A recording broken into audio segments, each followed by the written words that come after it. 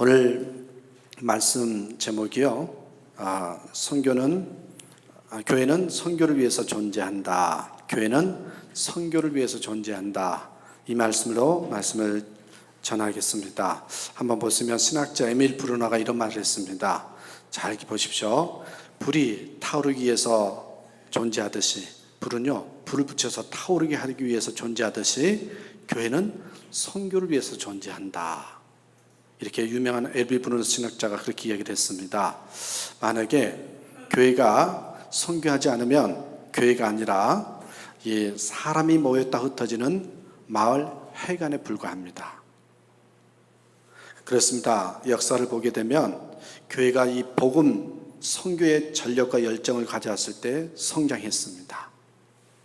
역사를 보면 당연히 그런 것처럼 또 세상에 큰 영향을 발휘했습니다. 반면에 교회가 선교 일을 등한시한다든지 선교의 사명을 잊어버린다든지 선교 결리했던 그 시대는요, 교회가 무기력했고요, 무능력했고요, 정체되거나 분열되기 시작했습니다.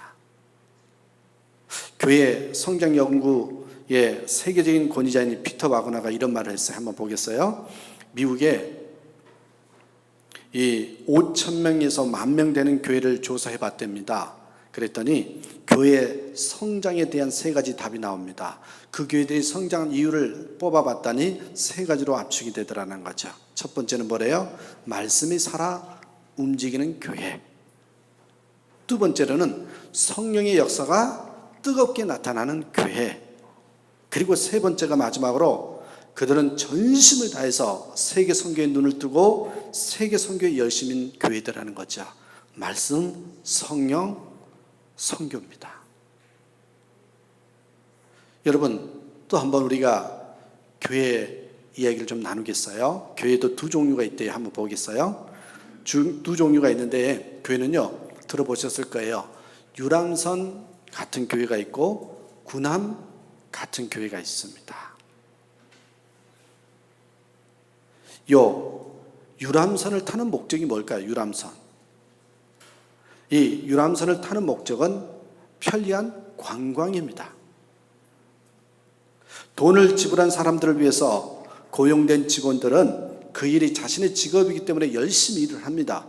그들에게 관광할 여유가 없습니다.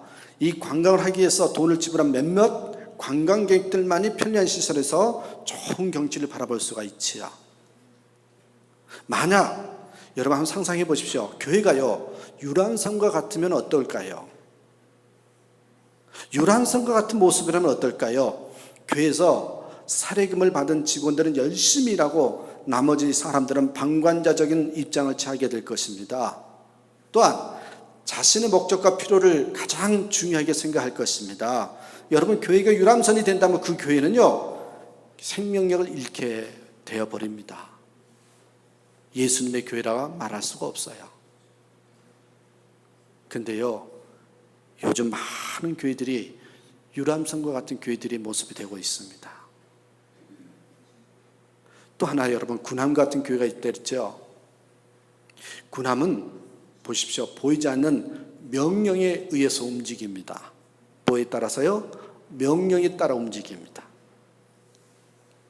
이 작전에 의해서 움직이는 군함에 탄 군인들은요, 여러분 각자의 역할이 있어요.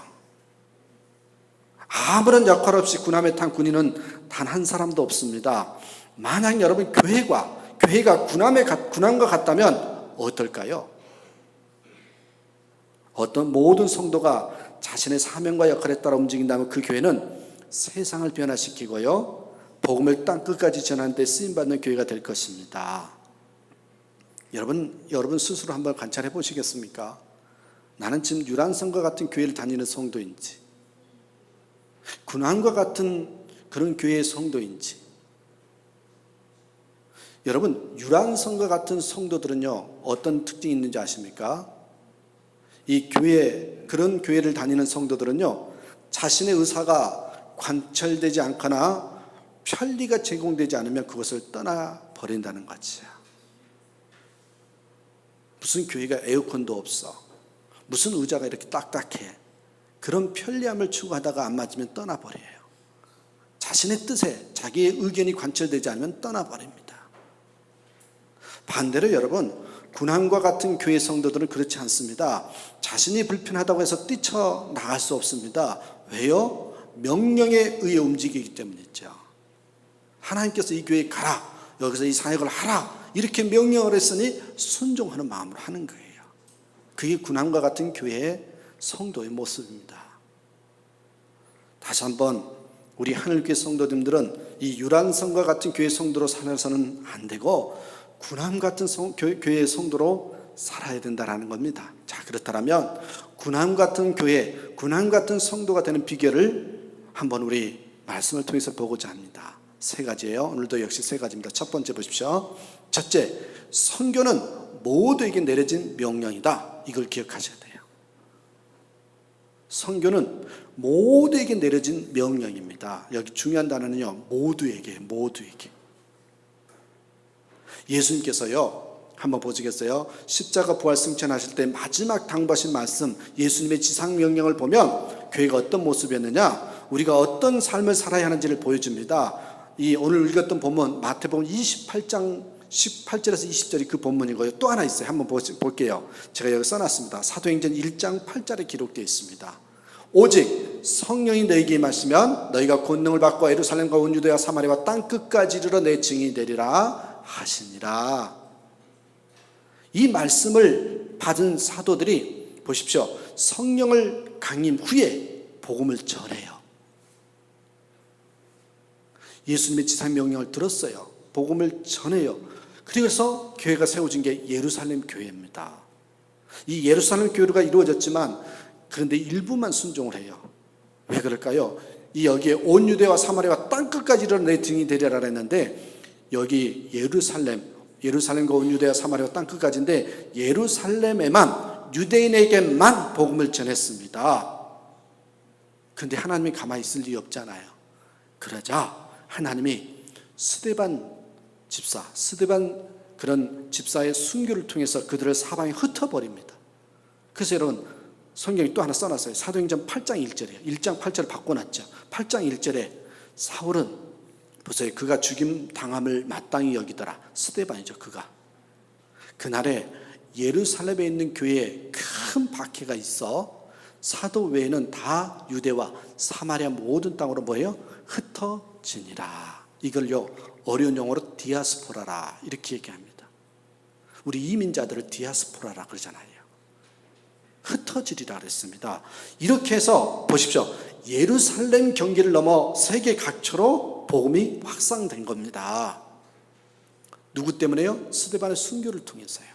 그 혜택을 우리가 받아서 선교사들로부터 복음을 전해 듣고 그것이 이어져서 나도 듣고 믿고 구원받은 겁니다. 그 과정이 바로 뭐예요? 선교의 역사입니다. 여러분 모두에게 내려진 명령이 선교라는 거. 그래서 한번 이 구절 한번 보시겠습니까? 제가 표준 세번역으로 써놨어요. 디모데후서 2장 4절의 말씀. 여기 군 복무를 하는 사람은 아무도 자기의 사사로운 일에 얽매이지 않는다. 이는 자기를 군인으로 불러 모은 사람을 기쁘게 하기 위한 것이다. 여러분 이 구절 잘 한번 묵상해 보십시오. 선교는요 예수님의 명령을 수행한 것이지요 교회 프로그램이 아닙니다. 모든 교회가 선교를 해야 하는 이유가 바로 이것입니다. 단순히 선교사를 보내는 것이 아니라 모든 선교사가요 선교의 삶을 살아야 돼요. 선교사가 되어야 되는 거죠. 선교는 일부 선교사들에게 내려진 명령이 아닙니다. 예수 그리스도를 주님으로 고백하고 세례를 받으면 우리는 예수님의 군함에 승선하게 되는 것입니다. 선교라는 명령에 순종해야만 하는 신분이 된 것이에요. 그래서 여러분 저희 교회가 내세우는 선교 전략 111 선교는요 몇 개의 지교회를 세웠다. 여러분 분명히 아셔야 돼요. 업적이 목적이 아닙니다. 이왕이면 많이 세우는 것도 좋은데요 그 업적 우리 작은 교회인데 이렇게 많은 교회를 세웠다. 그 업적을 세우려고 하는 게 목적이 아닙니다. 분명히 아셔야 됩니다. 성도 한 분 한 분이 선교의 삶을 살고자 하는 것이 목적입니다. 절대로 업적 위주의 선교가 되어서는 안 됩니다. 우리 한국 선교사님들이 방향이 주로 이런 부분이 많습니다.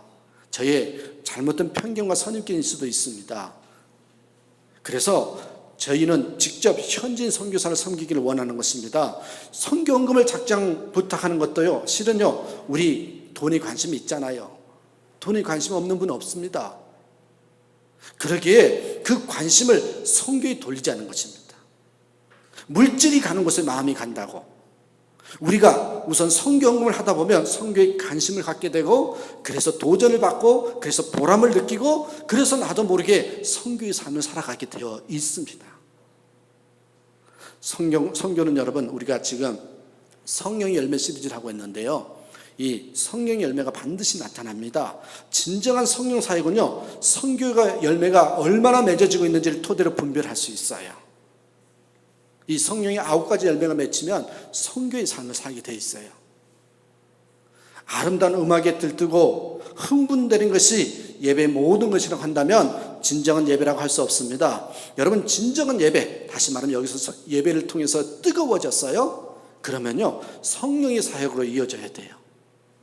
그리고요, 이 성령 사역은 다시요, 선교로 이어져야 돼요. 그래서 여러분, 진정한 선교는요, 그래서 예배를 만드는 거예요. 예배가 없는 곳에 예배를 만드는 것이 선교이기 때문에 그렇습니다. 그래서 제가 써놨어요. 여러분 들어보셨습니까? 사도행정적인 교회.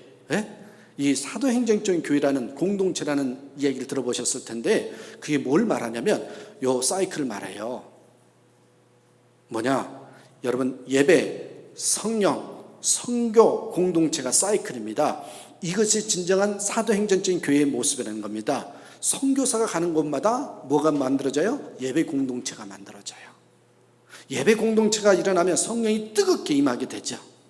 그러면 그들이 성령 받아서 또 뭘 해요? 선교를 하게 돼 있어요.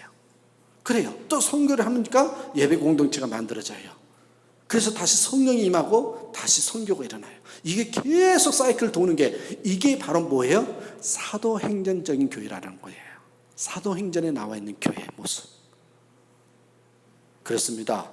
사랑하는 여러분, 선교는 우리 모두에게, 선교사들에만 해결되는 게 아니라 예수님을 구주로 영접한 모두에게 해당되는 것을 명령이라는 걸 잊지 마시길 바랍니다. 두 번째로 볼게요. 둘째는 뭡니까? 하나님의 주리에 속한 비결이 바로 선교입니다. 다시 말하면요, 선교의 삶을 살면요, 하나님의 주리에 속하고요, 선교하지 않은 삶을 살면요, 비주리에 속해요. 저는 제 개인적인 이야기에서 죄송한데요, 브라질에 살면서 제일 힘든 게요, 언어도 안 되고 문화도 적응이 안 되고 목회를 하고 있고 나름대로 신앙생활을 하고 있지만요, 항상 비주류라는 생각이 들어요. 왜 그럴까요? 브라질 땅에 살면서 내가 주인공이 아니라 나는 변두리 사람 같다라는 느낌이 들 때가 있어요. 근데 여러분, 신앙생활마저 그렇게 하면 큰일 나죠. 하나님의 주류에 속한 비결은요, 선교하면 됩니다. 우리가 선교의 거룩한 대열에 참여할 책임과 이 사명을 우리는 갖고 있습니다. 이 땅의 모든 교회가, 모든 그리스도인들은요, 거기서 외가 될 수가 없습니다. 그것을 깨닫고 수행하느냐 마느냐는 것은, 그것을 수행하느냐 마느냐, 그것은 본인 선택이지만요, 하나님 편에서는 분명히 맡기신 여러분 명령입니다. 그렇다면 과연 무엇이 중요합니까? 우리 각자 내 인생의 짧은 역사 속에서 하나님의 구원 역사와 선교 역사에 참여하느냐 마느냐가 중요한 것입니다. 인류 역사의 주류는요, 구원의 역사와 선교의 역사입니다. 잊지 마십시오. 구원의 역사와 선교의 역사, 둘 다 같은 말이죠. 그러니까 선교에 동참하면 주류가 되는 겁니다. 선교에 동참하지 않으면 비록 교회를 다닐지라도 그 사람은 비주류가 됩니다. 여러분 우리 인생을 한번 잘 생각해 보십시오. 이 세상을 잘 살펴보십시오. 과연 무엇이 영원합니까? 세상에 파묻혀 사니까 정신없이 살아가느라 몰라서 그렇지, 잘 생각해 보면요, 인생은 너무 허망합니다. 모세는요, 시편 90편에서 이렇게 얘기했어요. 보세요. 제가 성경 구절을 써놨는데 90편 10편에서 우리 연수가 70이요 강건함이 80이라도 그 연수의 자랑은 수고와 슬픔뿐이래요. 신속히 가고 우리가 날아가나이다. 12절에 우리에게 우리 날 계수함을 가르치사 지혜로운 마음을 얻게 하소서. 정말 세월이 살같이 지나갑니다. 요즘 100세 시대라고 해도 휙 지나갑니다. 여러분 마치 전과 같습니다. 아무것도 아니죠. 그러나 여러분 기억하십시오. 하나님의 역사에 참여하면요, 그 점이긴 점인데요, 의미 있는 점이 됩니다. 마음속에 백지 한 장을 펼쳐서 하나님의 역사의 굵은 선을 그려보십시오. 그리고 내 인생을 한번 표시해 보십시오. 아주 작은 점을 찍어야 될 겁니다. 그런데 중요한 것은요, 그 점이 과연 어디에 찍혔느냐 이겁니다. 하나님의 역사를 표시하는 선에 포함되느냐 그렇지 못하냐는 천지 차이입니다. 성교의 삶을 사는 인생은요, 하나님의 역사 속에 포함되는 거예요. 하나님의 주류가 되는 거예요. 제가 미국의 풀러 신학교에서 박사학위 과정을 받는 그 과정 중에 어느 선교 세미나에 참여한 적이 있었습니다. 선교사 세미나에 참여했는데 수십 명의 선교사님들이 모였더랬어요. 한 100여 명 모인 것 같아요. 근데 이렇게 각자 토의하는 시간을 가졌는데 그 중에 평신도 선교사, 이 목회자 선교사가 아니라 평신도 선교사가 나와서 이런 말을 합니다. 뭐라는지 아십니까? 선교에 눈을 뜨고 나니까 목사님에게 화가 나더랍니다. 선교에 눈을 뜨고 나니까 목사님에게 화가 나더랍니다. 이렇게 좋은 걸 말해주지 않았는데 따지고 싶었답니다. 내 인생 더 빨리 이런 걸 알아서 하나님의 사역에 동참했으면 더 좋았을 텐데 이제야 알아서 속상하다는 거예요. 그랬더니 그 옆에 말을 듣고 있던 목회자 선교사가 이렇게 말을 했습니다. 사실은 우리한테도 말해주는 사람이 없었다고. 신학교에서 교수님들이 선교에 대해서 가르쳐준 적이 없었다고. 그러면서도요, 목회자 선교사도요, 은근히 화가 나는 거예요. 그랬더니 그 옆에 그 학교의 교수가 계신 겁니다.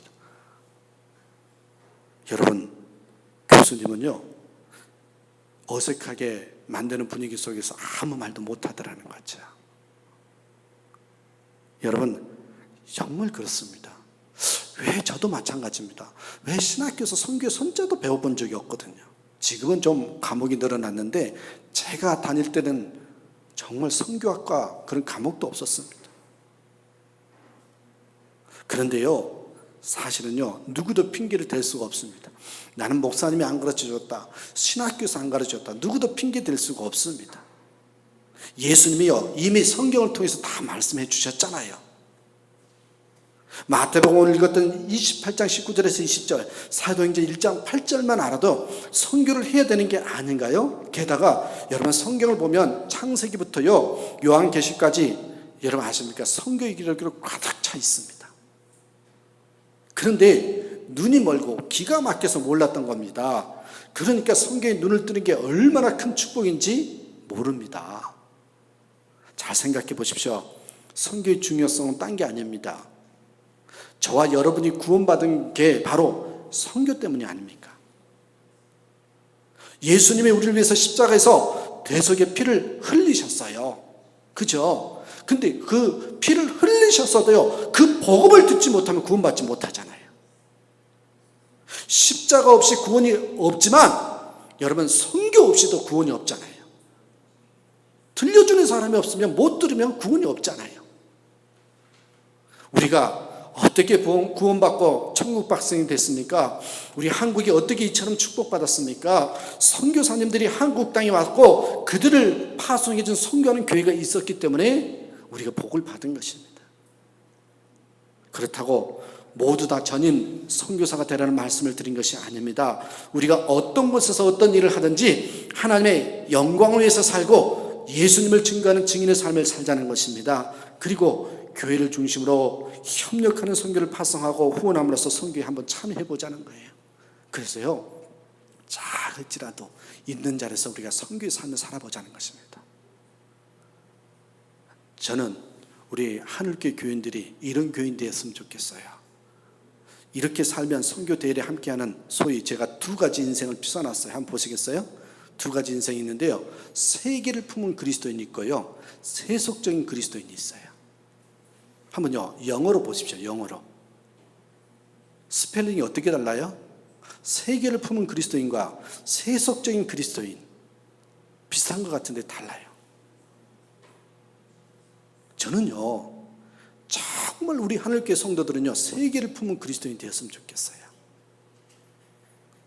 교회를 다니면서 세속적인 그리스도인이 되지 않았으면 좋겠습니다.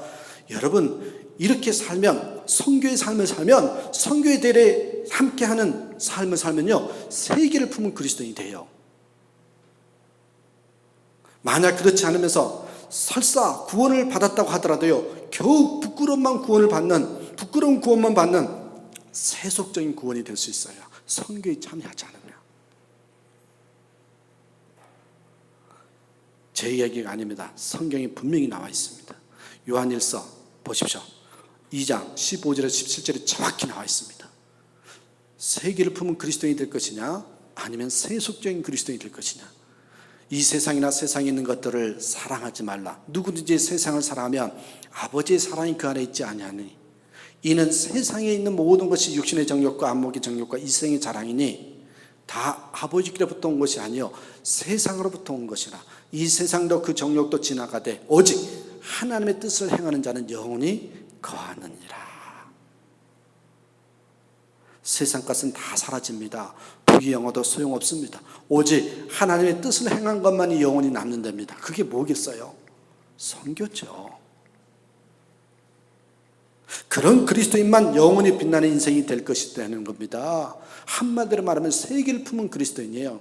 또 한번 구절 또 보겠어요. 다니엘서에 나오죠. 보십시오. 다니엘서 12장 3절에 지혜 있는 자는 궁창의 빛과 같이 빛날 것이요 많은 사람들을 옳은 대로 돌아가게 한 자는 별과 같이 영원토록 빛나리라. 선교하셔야 됩니다. 그래서요, 정말 하나님의 주리에 속하셔야 됩니다.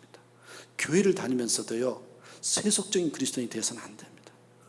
저와 여러분, 세계를 품는 그리스도인이 되기를 간절히 축원합니다.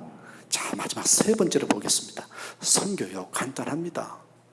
세 번째, 선교는 단순하게 순종 그 자체입니다. 순종입니다. 순종. 명령에 순종하는 게 선교입니다. 자, 여러분 잘 들어보십시오. 목사가 목회하는 거, 선교사가 선교하는 거. 자, 질문을 드릴게요. 목회하는 거, 선교하는 거 힘든 일일까요? 쉬운 일일까요? 예? 힘든 일입니까? 쉬운 일입니까? 왜 대답이 없으세요? 힘든 일입니까? 쉬운 일입니까? 의도를 지금 아시는 분이 대답을 안 하세요. 일반적으로요, 사역자들이 고민이 사역이 너무 힘들다고 얘기를 합니다. 저도요, 그랬거든요. 저도 이전에는 정말 사역 쉽지 않다, 어렵다고 생각했습니다. 그러나요, 지금은 생각이 달라졌습니다. 목회, 선교, 그것같이 쉬운 게 없습니다. 정말 쉽습니다. 아이고, 김 목사 되게 교만해서 그런 거라고. 그런 게 아닙니다. 제가 교만해서 그런 게 아닙니다. 여러분, 사역에 대한 본질을 깨달았기 때문에 그렇습니다. 본질로 돌아가면 사역은요, 너무나 간단하고 너무나 쉬운 겁니다. 선교, 어려운 게 아닙니다. 본질로 돌아가면 그 너무 심플하고요, 쉬운 겁니다. 얼마 전에요, 마가복음을 묵상하고 있잖아요. 우리 새벽기도 때 제자들을 부르시는 장면을 묵상하는 중에 깨달아진 게 있어요. 예수님께서 제자를 부르실 때 뭐라고 하는지 아십니까? 나를 따르라, 이것밖에 없었어요. 그저 나를 따르라, 이거였습니다. 여러분, 신학교를 나와야 한다, 이 교리를 따르라, 이 신학을 배워라, 그렇게 하지 않으셨습니다. 여러분, 더 놀라운 것은요, 교회를 부흥시키라, 열심히 목회하라, 이런 말도 한마디도 성경에 찾아보지 못했습니다. 그저요, 나를 따르라기만 한 거예요. 그저 나를 따르라고 하셨습니다. 그런 점에서 사역자는요, 그저 모든 것 다 버리고 예수님만 따라가면 됩니다. 너무나도 단순하고 신고입니다. 염려할 것도 고민할 것도 없습니다. 제가 유기성 목사님 매일마다 영성일기에 쓰는 칼럼을 읽거든요. 거기서 제가 읽고는요, 바로 내 이야기인 것 같아서요, 너무나도 동감이 돼서 여러분께 소개해드립니다. 오랫동안 미자립 교회를 담임하던 한 목사님의 고백을 충격적으로 들었습니다. 미자립 교회를 오랫동안 담임을 하시는 목사님이셔요. 목사님이 어느 날 기도 중에 교회 부흥을 주옵소서, 교회를 부흥시켜 주시옵소서 이렇게 기도했더니 주님이 주시는 마음이 있었답니다. 너는 왜 사람을 교회에 모으려고 하느냐 그러더래요. 너는 왜 사람을 교회에 모으려고 하느냐. 그래서 그럼 교회에 사람을 모으지 말라는 것입니까? 이제 주님과 대화하는 거죠. 마음 가운데 대화하는 거죠. 그럼 교회에 사람을 모으지 말라는 것입니까? 하고 물었더니 주님께서 기가 막힌 말씀을 했어요. 사람을 내게로 모아야지 왜 교회로 모으려고 하느냐는 겁니다. 사람들을 주님 앞으로 모아야지 교회로 모으면 안 된다는 거죠. 여러분 이 말이 이해가 되십니까? 저는 너무나도 이해가 됩니다. 그래서요, 이 사람이 또 이렇게 얘기합니다. 주님, 저는 목회에 실패했습니다. 그랬더니 너는 목회 실패하지 않았다 하셔서 아닙니다, 저는 실패했습니다 했더니 그것은 네 탓이 아니라 내 탓이다. 주님이 그렇게 말씀하시래요. 네 탓이 아니라 내 탓이다. 그랬더니 그렇게 말씀하셔서 깜짝 놀랐답니다. 어째서 교회가 부흥되지 않는 것이 주님 탓입니까? 했더니 야, 교회가 어려운 것이 만약에 네 탓이라면 교회가 부흥이 되면 그것도 네 때문이겠네? 그렇게 말씀을 하시는 거예요. 거기서요, 할 말이 없더랍니다. 그러면서 교회가 부흥되지 않았다고 나는 너를 책망하지 않는다. 단 너의 자존심만 버리기 원한다. 이런 말씀하시는 거예요. 그러시면서 나는 목회 현장의 어려움을 통하여 너 하나 바뀌기를 원한다.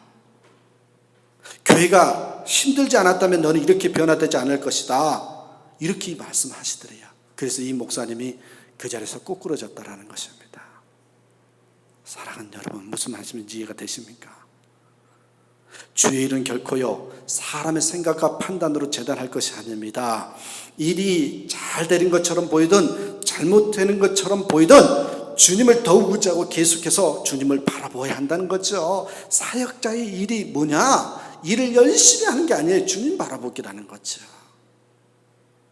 사역자들이 할 일은 오직 주님 예수 그리스도를 계속 신뢰하고 바라보고 순종하는 것뿐입니다. 일이 어려워진 다음부터가 아니라 시작부터 철저히 주님의 인도를 받기를 힘써야 한다는 것입니다. 그래서 제가 써놨어요. 잘 보십시오. 우리도 다 사역자입니다. 여러분이 선교사다, 목사다 이런 이야기가 아니라 우리 모두는 다 사역자입니다. 그런데 두 가지 유형의 사역자가 있어요. 잘 보십시오. 두 가지 유형의 사역자가 있는데 하나는 뭐냐? 예수님을 위해서 열심히 충성하는 사역자예요. 잘 구별해 보십시오. 예수님을 위해서 열심히 충성하는 사역자가 있고 또 하나, 둘째는요, 예수님께서 친히 그를 통해서 역사하시는 사역자예요. 어려운 말입니다만은 여러분, 주님께서 맡겨준 사역이 어려운 게 아닙니다. 우리의 문제는 사역지 형편이 어렵거나 해야 할 일이 많거나 우리가 무능한 것입니다. 주님과의 연합, 주님과의 친밀함이 없이는 안 된다는 겁니다. 우리는 정말 바르게 가야 될 방향이요, 예수를 위해서 죽으라고 충성되는 사역자가 돼서는 안 돼요. 그저요 주님이 명령하는 거 그대로 순종하는 마음으로요 나를 통해서 역사하시는 그런 사역자가 됩니다. 예수님께서 친히 나를 통해서 역사하시는, 나는 도구일 뿐이에요. 나는 청직일 뿐이에요. 그런 사역자가 되어야 된다는 것입니다. 여러분, 주님께서 맡기는 사역이 바로 그런 것입니다.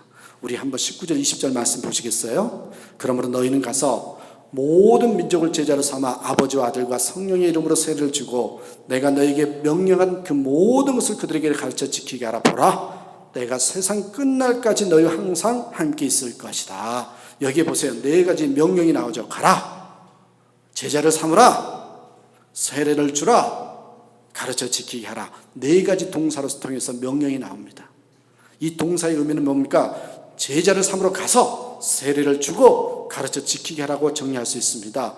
그러면 여러분, 선교의 중요한 초점이 뭐예요? 제자를 삼는 거예요. 제자를 삼는 거요, 복잡한 게 아닙니다. 사람을 세우는 겁니다. 사람을 세우는 겁니다. 여러분, 선교를 할 때 잊지 마셔야 됩니다. 딱 먼저 사면 안 됩니다. 목회자를 먼저 세우셔야 되는 거지. 사역자를 먼저 세워야 교회가 되는 겁니다. 여러분, 선교는 뭐다? 사람을 세우는 겁니다. 오늘날 선교 이기가 뭔지 아십니까? 이 제자 사역과 선교 사역을 분리한 것으로 시작하기 때문에 그렇습니다. 여러분, 사역의 중심은 사람을 세우는 겁니다. 예수님이 대부분의 시간을 소수의 제자들과 보내신 것처럼 사역을 할 때요, 사람을 세우는 것에 집중해야 합니다. 세례를 주고 가르쳐 지키게 하는 것도 바로 이 이유 때문입니다. 그렇다면 무엇을 가르쳐 지키게 하는 겁니까? 그것은 예수님을 분부한 모든 것입니다. 그것을 가르쳐 지키기 위해서 순종하는 사람으로 변화시키는 게 목적이에요. 사람을 세워서 이 사람이 어떤 사람? 순종해서 변화되는 사람이에요. 순종하게끔 만드는 거예요. 그게 사람을 세우는 거예요. 여러분, 제자를 재생산해내는 겁니다. 삼일째 하나님의 이름으로 세례를 주는 것은 같은 이유입니다. 우리의 목표는 가서 세례를 주고 제자를 삼는 거예요. 예, 하나님의 명령에 순종해서 변화되어서 그 사람이 세워지는 거, 그게 선교예요. 여러분, 제자 훈련의 기쁨은요, 많은 교인들이 제자로 변화되는 것이 아닙니다. 그러면 사역자는 쉽게 낙심하고 원망하고 지치게 합니다. 몇 명이 제자 훈련을 받았다, 이게 제자 훈련이 아닙니다. 저는요, 저희 교회를 선교하면서 제자 훈련의 패러다임이 바뀌어버렸습니다. 그렇게 제자 훈련 중요한 것이 아닙니다. 여러분, 제자 훈련의 기쁨은요, 제가 여기 써놨나요? 한번 넘겨볼래요? 없네요. 제자 훈련의 기쁨은요, 사역자 자신이 주님의 제자가 되는 겁니다. 여러분, 제가 깨달아진 게 뭔지 아세요? 저희 교회도 작년에, 재작년에 제자 훈련 했잖아요. 제자 훈련의 목적이 뭔지 아십니까? 기쁨이 뭔지 아십니까? 성도들이 변하는 것도 있어요. 그런데요, 사역자가 먼저 변하는 거예요. 그게 제자 훈련의 목적입니다. 그렇습니다, 여러분. 우리가 사역의 열매와 결실의 시기를 전적으로 주님께 맡기고 언제나 감사하면서 기뻐하면서 사역할 수 있습니다. 우리가 정말 힘써야 할 것은요, 예수님과 실제적인 관계입니다. 관계. 언제나 모든 사역의 중심은 예수님이십니다. 그러면 잘 되어도요, 교만할 것이 없습니다. 안 될까 염려할 것도 없습니다. 여러분, 내가 막 사역을 하면서도요, 염려가 되고 걱정되세요? 지금 중심이에요, 예수님이 아니고 자기 자신이 중심이기 때문에요. 예수님이 중심되면요, 염려할 것도 없고요, 교만할 것도 없어요. 지금 교만하게 보이십니까? 혹여나 목회자가 교만하게 보이면요, 지금 중심이요, 예수님이 아니에요. 자기 자신이에요. 그래서 여러분, 잊지 마십니다. 언제나 모든 사역의 중심은 예수님이십니다. 자, 결론입니다. 한 분을 소개합니다. 이분을 통해서 결단의 시간을 가지기를 소원합니다. 여러분, 윌리엄 보덴이라는 사람을 소개하겠습니다. 윌리엄 보덴. 이 사람의 윌리엄 보덴이라는 선교사의 삶을 여러분과 나누기를 원하는데, 이 사람은요, 백만장자의 상속자입니다. 윌리엄 보덴. 한번 여러분 유튜브나 인터넷 들어가서 찾아보십시오. 이 사람은 백만장자의 상속자입니다. 그가요, 고등학교를 졸업했을 때 그의 부모가 세계 여행을 시켜줄 정도로 부유했습니다. 그런데 그의 부모는 아들의 이 관점, 견문을 넓히기 위해서 세계 여행을 보냈습니다. 세계 곳곳을 여행하면서 선교의 비전을 발견합니다. 그래서 그는 부모님에게 보낸 편지 내용이 이렇습니다. 저는 이제부터 선교사가 되기 위해 남은 인생을 바치겠습니다. 부모님이 고등학교 졸업을 하고 나서 세계 여행을 보내줬더니 선교의 비전을 품고요, 이제 나는 남은 인생을 선교사가 되기 위해서 바치겠다고. 그리고는 자신의 성경책 뒤에다가요, 첫 번째요, 저렇게 썼어요. 뭐라는지 아세요? 아무것도 남기지 않으리라. 첫 번째요, 아무것도 남기지 않으리라. 그는요, 예일 대학에 입학을 해서 여러분 전교생 1,300명 중에 1,000명이 참여하는 성경 공부 모임의 지도자가 됩니다. 그게요, 예일 호프 미션 단체입니다. 그 선교 단체를 만든 사람이요, 윌리엄 보든이라는 사람입니다. 졸업 후에요, 여러 기업으로부터 러브콜을 받았지만 모두 다 거절하고요, 자신의 성경책에 또 단어 하나를 씁니다. 그 두 번째 단어가요, 물러서지 않으리라. 물러서지 않으리라. 그러다가 여러분 아십니까? 이 사람이 이집트에서 선교 여행을 갔다가 선교를 하다가 척수 뇌망염으로 죽고 맙니다. 그 나이 몇 살인 줄 아십니까? 26살입니다. 얼마나 아깝습니까? 그는 자신의 성경책 마지막 메시지를 하나 더 썼습니다. 뭔지 아십니까? 죽기 직전에 뭐라고 쓴지 아세요? 후회하지 않으리라. 세상의 눈으로 보면 어리석은 인생으로 보일 수 있지만 하나님 보시기에 이 사람의 인생은요, 별처럼 빛나는 인생입니다. 보십시오. 아무것도 남기지 않으리라. 선교를 위해서, 하나님을 위해서 살겠다는 거죠. 물러서지 않으리라. 내게 주신 사명, 세상과 바꾸지 않겠다는 겁니다. 그리고요, 남들이 뭐라 그럴지라도 내 인생 후회하지 않으리라. 내가 하나님을 위해서 목숨을 바친 거 후회하지 않으리라. 그런 삶을 살았던 사람이 윌리엄 보든이라는 사람입니다. 26살밖에 살지 못했지만 그 뒤를 따른 사람은 어마어마한 사람이 생겨났습니다. 보십시오. 지상 명령에 순종한 삶은 결코 헛된 삶이 아닙니다. 사랑하는 여러분에게 기회를 나누고 싶습니다. 주보간지에 나눠드린 성경금 작정서, 별것 아닌 것 같아도 여러분 아십니까? 여기서부터 시작되는 거예요. 그래서 여러분, 오늘 헌신하셔도 되고요, 다음 주에 헌신하셔도 됩니다. 바로 여기서 신청하시는 것이 선교의 삶의 시작점이라는 걸 잊지 마시고, 하나님께서 주시는 기회를 놓치지 않는, 하나님께서 주시는 기회에 순종하는 저와 여러분의 삶이 되길 간절히 축원합니다. 기도하겠습니다.